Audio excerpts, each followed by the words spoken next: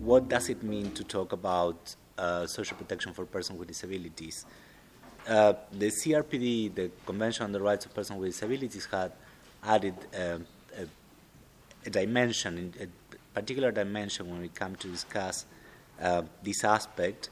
And during the last year, I would say that the ILO and the Special Rapporteur on the Rights of Persons with Disabilities, Catalina de Bandas, who's presenting her first report to the General Assembly this September on this topic, have really promoted and increased the knowledge and the common understanding around the right to social protection for persons with disabilities. First, I would say that following the historic development of the right to social protection, persons with disabilities had been quite excluded. Starting from the perspective that contributory structures were the leading structure in general, and that moved with the general understanding towards a human rights-based approach into a broader perspective of this right. Persons with disabilities always had been understood as those that cannot be employed. So from that starting point, social protection had left behind persons with disabilities in general. The immediate consequence of this perspective when it comes to persons with disabilities is that even though that the social protection has to be provided, it is not provided within the construction of a mainstream structure. And this had created a number of problems. Particularly the welfarist approach to the protection or social protection of persons with disabilities had created more barriers in their participation than solutions in their participation. So a new perspective or human rights-based perspective to the right to social protection when it comes to persons with disabilities should revert this approach. The first, what I would say that it's the first challenge is to identify if the development of mainstream systems is the best solution or the only solution for ensuring the exercise of the right to social protection for persons with disabilities. I think that during the discussion that had been held around this issue, what had been quite clearly identified that the complementarity of both mainstream systems and disability-specific systems are absolutely necessary for the realization of this right. The second point that I would make around social protection and persons with disabilities, it's connected to, and this would be also connected to the understanding that the ILO had developed so far with regard to social protection floors. It's how social protection is providing for inclusion of persons with disabilities and to increase their participation in society. I think that the issue it's a quite complex one, particularly because persons with disabilities face extra cost in their everyday living experience.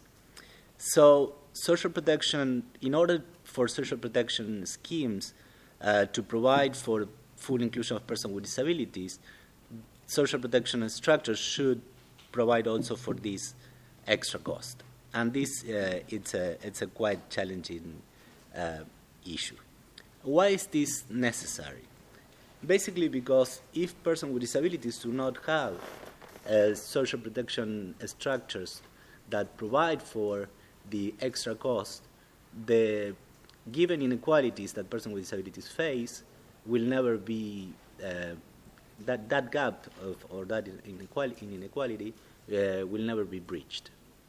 And that brings us back a little bit to what was the consequence of having non-contributory schemes providing for the right to social protection to persons with disabilities, which led to have special systems that continue to segregate persons with disabilities from the general population, even when it comes to the exercise of the right to social protection.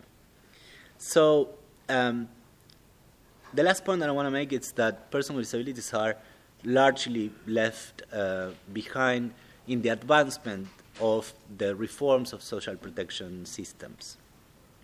And that is also a very important issue that has to be solved, and that I am really happy to say that this platform had already been working on all of these different aspects, and it's been including all of these perspectives in the discussions that had led to the structure of this platform. I think that the ILO had a very important role on this part. So, what is to be done in this sense? The first thing that I would say is that it's necessary to leave behind previous welfare disability-specific approaches to social protection, and to advance on a human rights-based approach to disability and also to the design of social protection structures. The next one is to start ensuring that legislation that regulates social protection systems include persons with disabilities from this perspective, and that the extra costs that are actually limiting the participation of persons with disabilities are also considered in these legal reforms. Another aspect is to reform the constructions around eligibility of persons with disabilities in their access to social protection systems. Usually the eligibility criteria is based on the medical model of disability, which is a previous model that was superseded by the human rights-based approach to disability, and that continue to put the person with disabilities in a place of protection only or care only, and not as active subjects of rights. So it's important to change the eligibility criteria, and also to provide for social protection structures that enable the direct participation of persons with disabilities in the design and the process of rethinking the new structures. I just to finish, I want to make a small reference to the role of the social protection systems for the realization of the SDGs for persons with disabilities.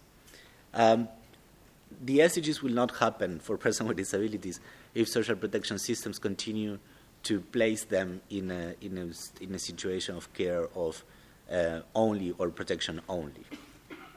And out of the 167 targets that the SDGs had established in the outcome document, only 14 of them make reference to persons with disabilities, and that is on 4 of the 17 goals.